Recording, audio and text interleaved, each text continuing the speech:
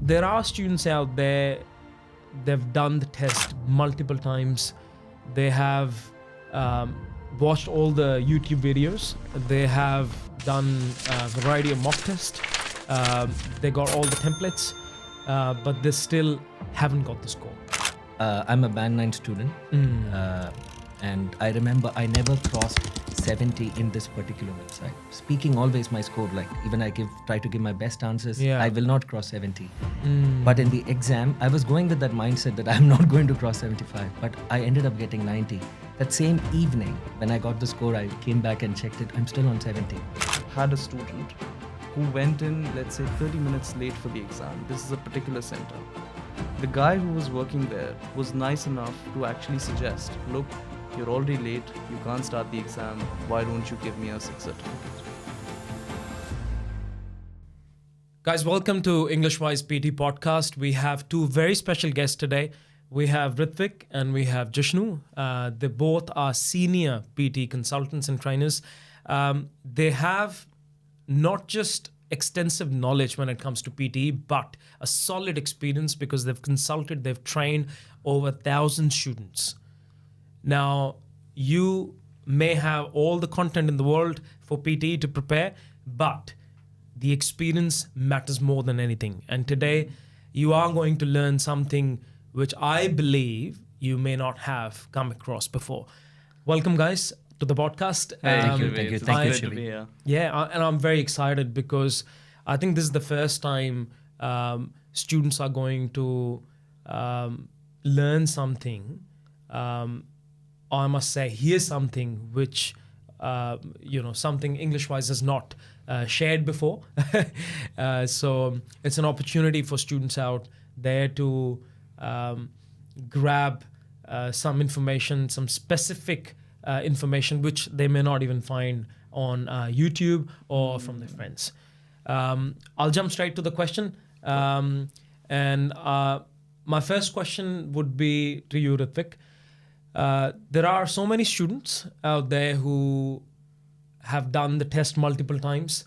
They have watched so many YouTube videos. They have templates. They got friends who got the score. Their friends have consulted them. But unfortunately, they haven't got the score yet. Right. I'm pretty sure you come across these kind of students. Yes. How do you handle these students? How do you handle their situation, to be specific? Right. Look, Shivi, I think you're talking about a student who's given multiple attempts, who's probably prepared very hard, but he's probably prepared hard in the wrong places, I'd say. It's important to put in the work when it comes to PT. Yeah. But it's also very important to make sure that the work that you're putting in is in the right direction. So if you're getting templates per se, right, is validated. That template is the latest version of what you're trying to get. But that's only half the story. Yeah. You also want to make sure that that template is, or that strategy is the right one for you, right? I come across students, they've given multiple attempts, they were preparing on YouTube, but the content that they were following was a year old. Yeah. Right? Now, PTE has changed, the exam pattern is the same, but the way they check it keeps on evolving at all times, right? Just a few months ago, we were having PTE trials and they were trialing out new questions. There was a suggestion out there, skip that question. There was a suggestion where people were suggesting to actually have templates ready for them in case PTE decides to mark it. That's not accurate information. That's just confusing the students, right? So if you are someone who's given multiple attempts, if you're someone who's done everything possible for the templates, what you probably need right now is someone to sit with you, somebody who knows how to handle the situation, and get yourself checked on what places you need fixing in terms of the exam, right? And I believe that's where Jishnu comes into the picture, because once you have given them that direction that, guys, you may have, learn or read all this templates and YouTube videos, but you need that customization. You need to make sure that that sort of content is validated. And Jishnu, that's where you come into the picture. Student is now with you. Yeah. How would you customize and how do you validate the content they already have or they have learned? Because I'm pretty sure a lot of students, by the time they reach you, they have templates. They have already templates placed from already, somewhere, yeah. and they have watched videos. Yes. How do you go about that? Yeah. Well, as Ritvik mentioned, not all the time they would have the right templates. Yeah. The student might be a band 7 or a band 8 aspirant, but he or she would have memorized something which is equivalent to a band 5 score. Yeah. So first part is convincing. Like they have to see that, okay, I've already learned this. Now there should be a motivation to learn the new one. So to unlearn the existing one is the most time consuming process.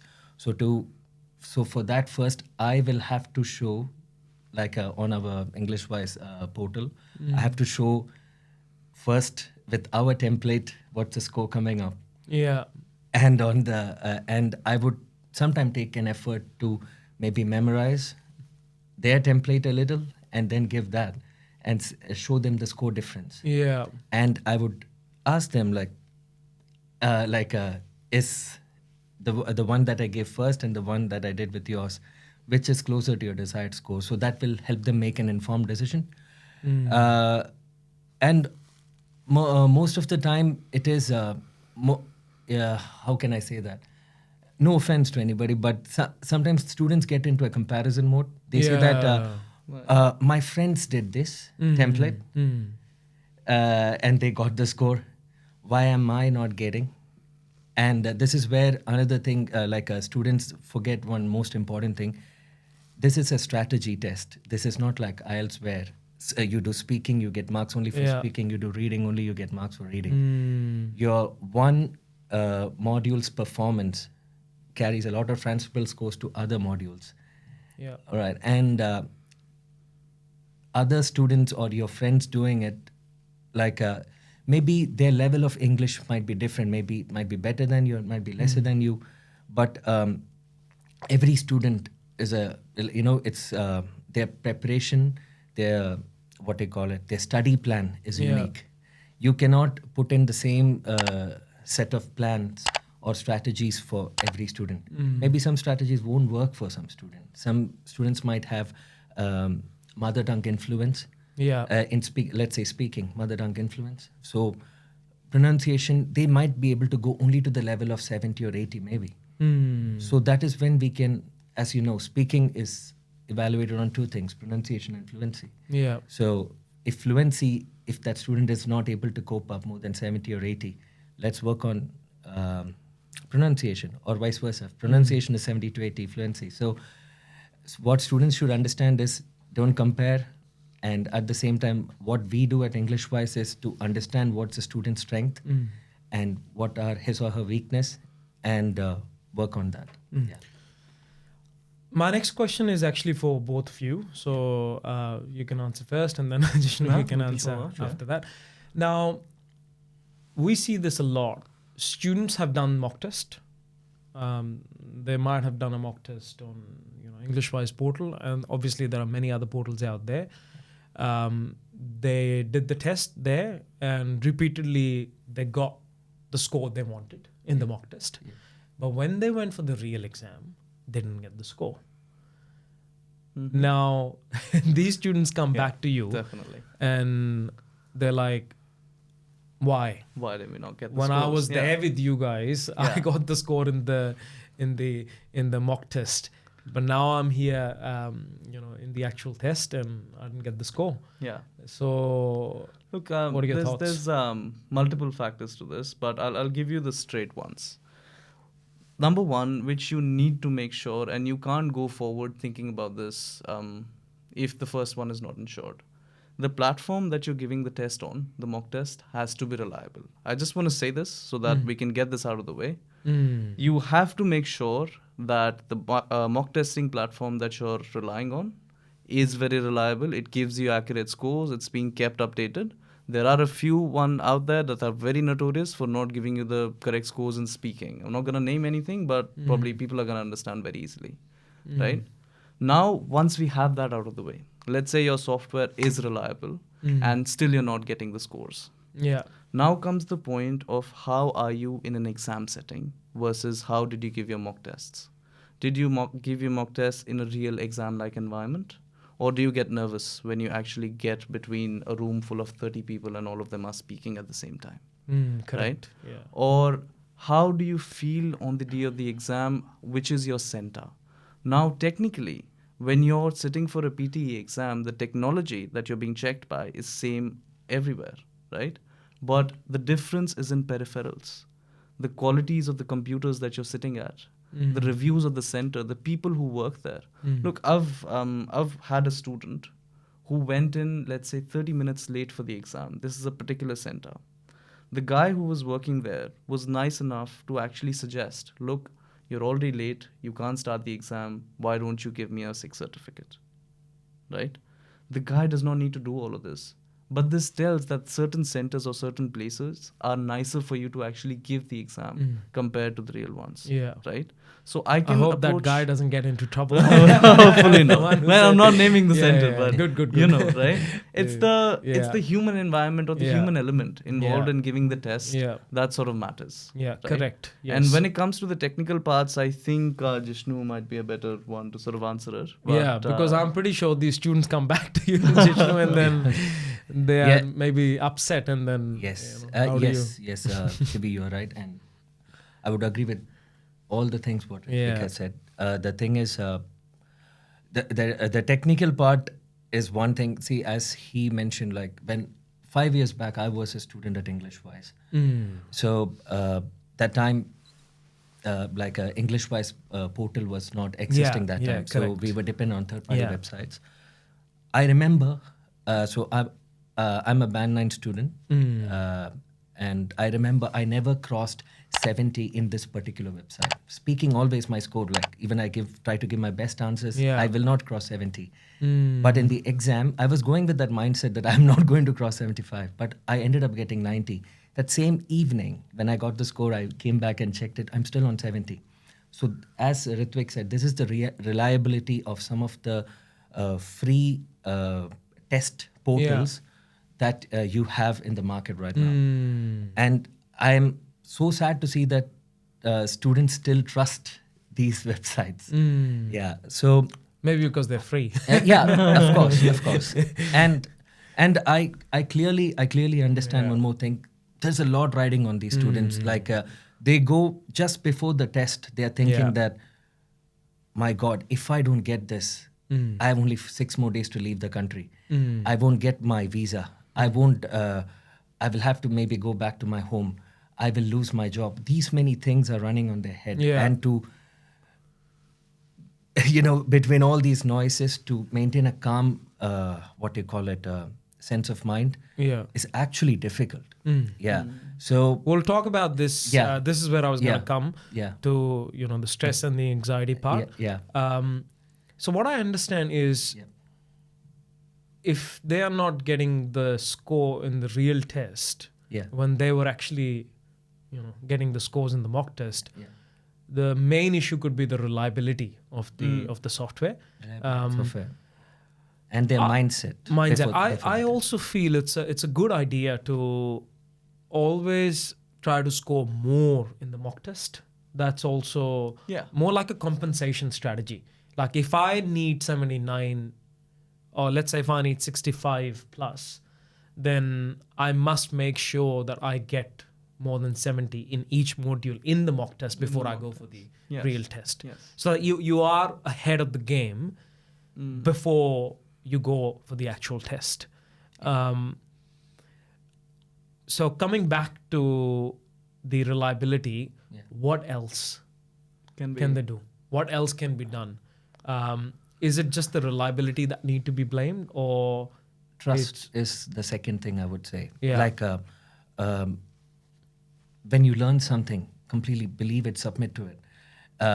I've seen some students, they learn the strategies, but still they might keep looking for any changes or something from, as Ritwik said, unreliable sources on YouTube and all things which might be 1 or 2 years old. Yeah. Even after while learning the strategies of given by the institute, they'll be still checking on all the other things. Yeah. And that's where the confusion starts rising. Yes, and they will correct. mix this plus this one, and they will, completely destroy the momentum. So trust, trust in what you're doing. Believe in the templates given to you. Yeah. Because more than anybody, I can tell that this works because I'm a student who has used the same template. Yeah. And I've got the score. So this is what I tell to my students. If you first you need to believe in the template. This is going to work. Yeah. But if you still keep while learning the template, if you still keep searching for other resources, neither you're learning those resources, neither you're learning others. Correct. Yeah. You got to stick to one source. There has to be a level of trust. Yeah. In the institution, or maybe an individual trainer that you work with, or maybe an online resource. But there has to be There has to be trust, because I think that the reason for that trust is just the nature of this exam, right? Yeah. When you're approaching PTE, yes, everybody hears strategies, you hear about templates, and that's how you're supposed to prepare. That's all in the market. And then if you're an inquisitive person, you're a person who likes to think a lot, or somebody who likes to cross question certain things, you always see PT with a skeptical eye, right? This sort of stops that trust, right? But you have to understand that the nature of this exam is very, very different to any of the other English exams. Yeah. If you're approaching it like an English exam, you're probably not going to get that far. Like, I've had students who are brilliant in studies, right? Yeah. They've got, they were probably good school students or good uni students when they were actually studying English as a subject. But when they come across this exam, it doesn't work out for them. So now we're talking more about their mindset. Yes. And how you handle your stress and anxiety. Yes. Now, this is a big issue. I'm pretty sure when we were about to start recording this podcast, we all were a little nervous, right? Yeah. So when these students are going for the test, they've spent how much is the fee now? 445. 440. It's a big money. And then they are in that real test environment. How do they handle themselves? If you guys could share like some specific action points for these students to manage their stress and anxiety. Because when they're in the institute, they're relaxed. They've gotten used to the environment in the classroom, and they know you guys, and there's a bit of comfort level. But when they're in the exam environment, it's a first time. And what are your thoughts on how? Look, obviously, giving a mock test and preparing for the exam bit helps to sort of alleviate your stress. But number one thing that I see is the exam center. The one that you're going for, you should know where it is. Try visiting the center a day prior. Just get in that environment, right? Know where it is, know your travel, know what you're going to do once you hit the center, right? And it's very simple. It's written everywhere. You're not supposed to carry anything but your passport. Try to carry less stuff, right? If you're going in the exam, if you need a phone and all you need is your passport, try not to carry anything else, so you don't have to worry about checking formalities and whatnot. They already stress you out with your fingerprints and the photos that they do, right? And when it comes to the second part of actually being in the exam, right? Make sure you have an introduction prepared. That is the number one key thing that I see that the students don't do, and it's a big, big mistake. It gives you that kickstart, right? Yes. It gets you in the zone. Gets you in the zone. Yes. Yeah. Like, if there's something that you want to speak about yourself, have a positive thought in there. Hey, my name's Ritvik. I'm here for the PTE exam, and today I'm going to clear it with 90 marks.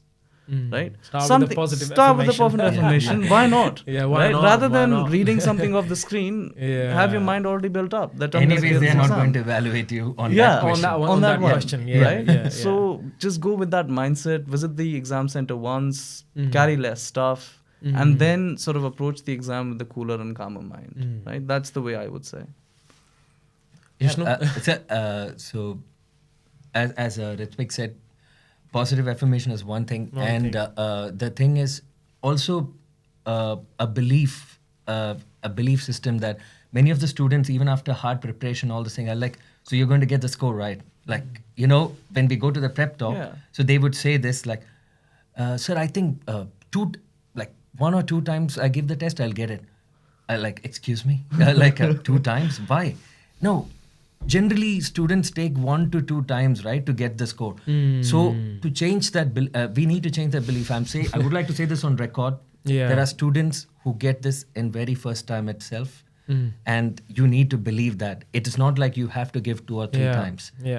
So to bring that belief system is the first thing that we focus as trainers at EnglishWise.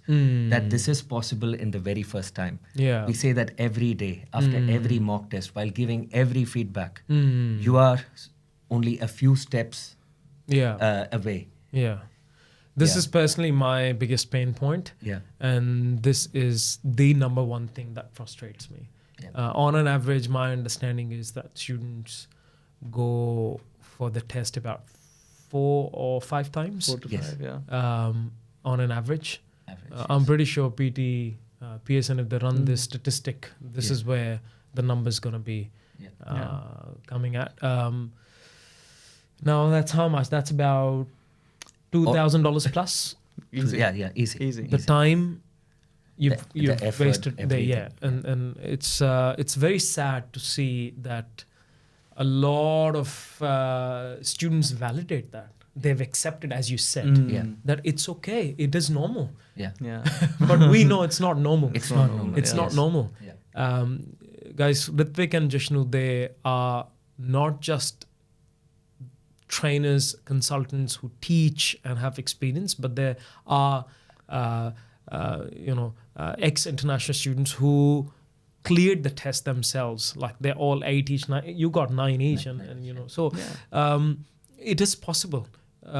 So I don't know. Like I'm pretty sure you guys get those students. They are in a situation where. And we discussed this kind of question before, but this is a little bit different. Now they don't have enough time. They're running out of time. Yes. Visa is expiring. 1 week, 2 weeks. 1 week, 2 weeks. What do you do in that situation? So this question is a little bit different from the situation where they've done everything, but they're not getting the score. That's different. But here, they're running out of time.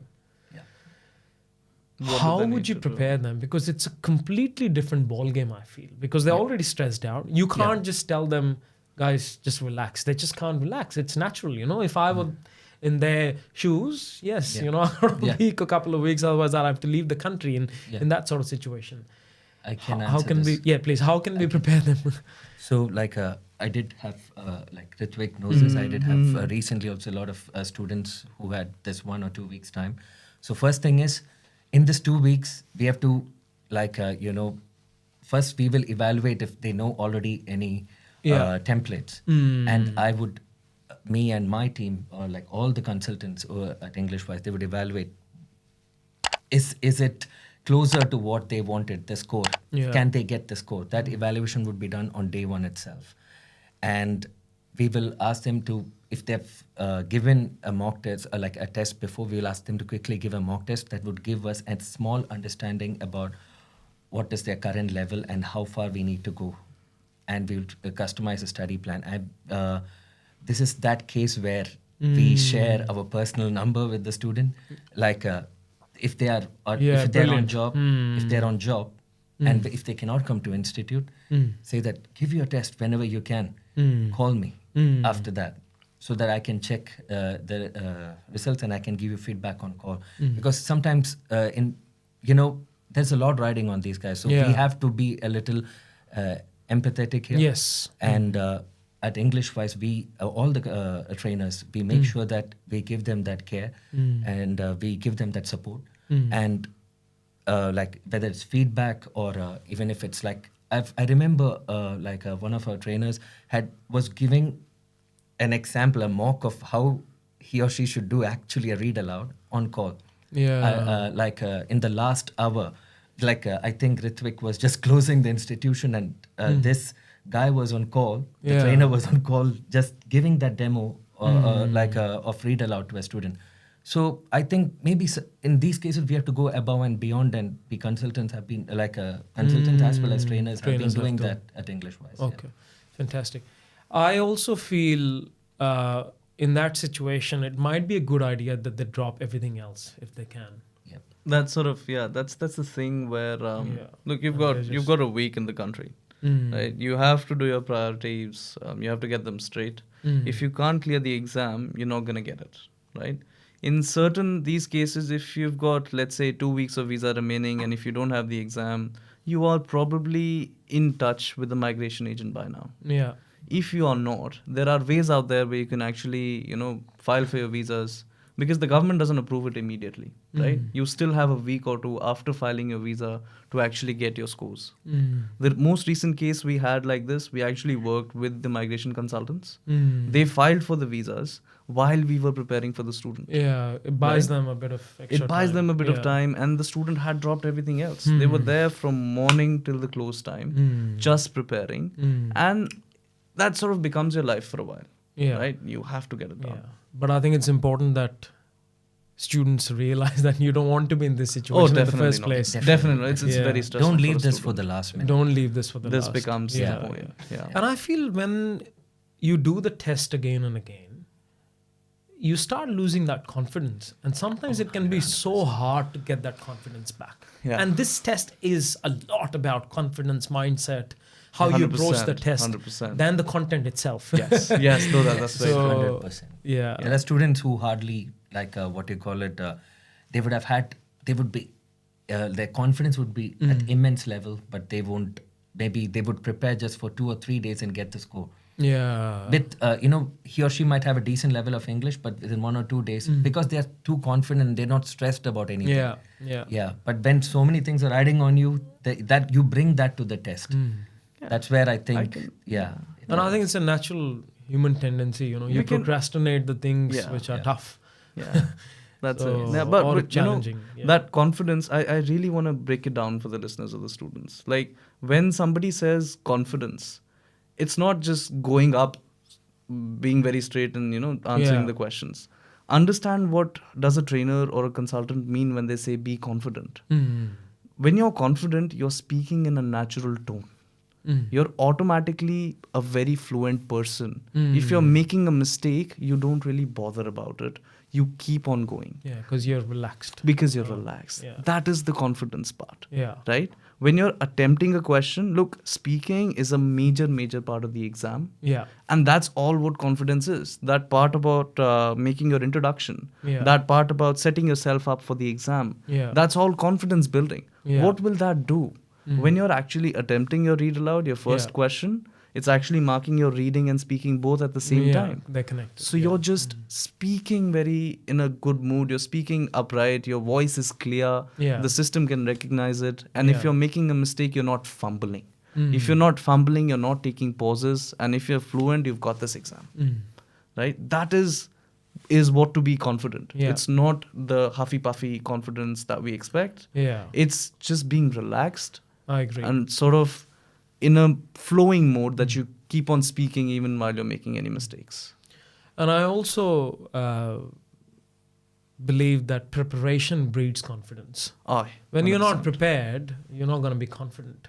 So I think half of the job is done when you are prepared for the test. So it's important that, students don't turn up for the test just for the sake of being in the test. I'm so surprised. I have heard from so many students, the first attempt, they just want to go because they just want to see check their level. Yeah, it's ridiculous. Ridiculous. So, someone's ready to spend $450, $60 just to see where how they the test stand. is. Yeah. Guys, please don't do this to yourself. There are so many platforms. N number of resources, N number of free mock tests to Yeah. check your level. Or maybe go to Pearson's official website, do a mock test there. There's a test available That's for like much 40 or cheaper, 60 yeah. bucks. Exactly. Yeah. So please, this is the last thing Yeah. I think anybody should be Don't doing. sit for a test just to check your level. No, don't. I'll now be asking the last question for this podcast. I believe every student has a different learning style. Yeah. Now, a lot of students might be concerned that if we sign up for classes, online, face-to-face, with an individual trainer or maybe an institute, am I really going to get that customized training? Or I'm going to be in that group environment. Now, the fact is, the reality is that most of the institutions would run group classes. Yes. And most of the institutes will have that opportunity where students can do one-on-one. Yeah. But there is a situation where the student wants to come for a face-to-face class. How can the course be customized to a particular student when they are in a group environment? So, Jishnu, if you can answer first, and then love to hear your thoughts. So it's a very interesting point that you brought in. Like, so we have group classes as well as one-on-one students also. Yeah. So in group classes, so majorly the customization happens not in the class, but during the feedback. So it's during the feedback session, like after, so every student after attending one strategy class, each are speaking, reading, writing, and listening, we give them 2 to 3 days to give their first mock test. And immediately after the mock test, then there is a one-on-one. Whether you are a group class student or a one-on-one student, the feedback session is one-on-one. It is that place where the trainer and student will be having their own, one-on-one time, where we would tell the student clearly, these are your strengths. These are the places that you need to work on. These are the things that, you need to improve on. And we then give him or her a customized study plan. Focus on these points. And we would highly recommend when you do the next mock test, you should not have the same mistakes. This is where the customization happens, not in the class. Yeah. Because I think the strategic part, the template part could work for a lot of people, but then when the feedback happens, you can customize it more. Yeah. And okay, cool. That's where especially all the consultants, like that is a place where we would know, okay, maybe this student is not able to understand this template. Yeah. Let me work on some other template for this student. Yeah. That it's only during after their first mock test we would be able to make that informed decision. Yeah. And then the learning styles. Yeah. So I understand the customization part, that one-on-one, feedback, and that one-on-one attention is there, even if they're, in a group environment. But the learning style, some people could be more visual, some, audio learners. There are different kind of learners. Yeah. So at the end of the day, if you look for that, Shivi, I'd say the places, like if you're seeking professional coaching from any other places out there, right? There are enough resources available. Yeah. No matter what type of learner you are, right? But at the moment, we're creating an audio resource for somebody, right? Yeah. That's correct. We've got strategy videos out there, right? We've got paper-based booklets that are being given to you. Yeah. No matter what sort of learner you are, the resources are out there, right? What I do feel that lacks in terms of learning is enough practice, right? Yeah, no matter what sort of learner you are, the resources are out there. I refuse to sort of admit that you need a special kind of resources built out for certain types of students. At this point, there's enough things out there, right?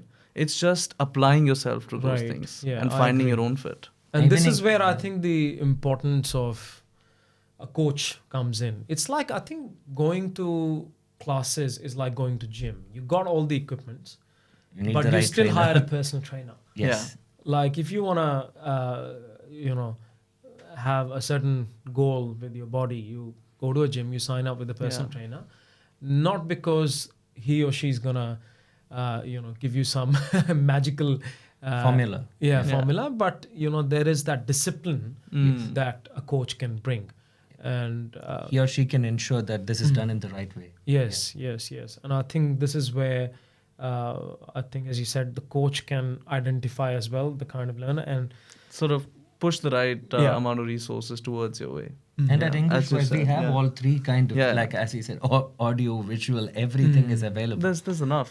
There's enough, EnglishWise, and I think everywhere else as well. Everywhere else also. Yeah, exactly. Yeah, most of the places will have different kind of resources, and I think it's important that their coach also identifies that what could be the best learning style for the student, and then direct them Just towards direct that them to style. that way. Yeah. Yes.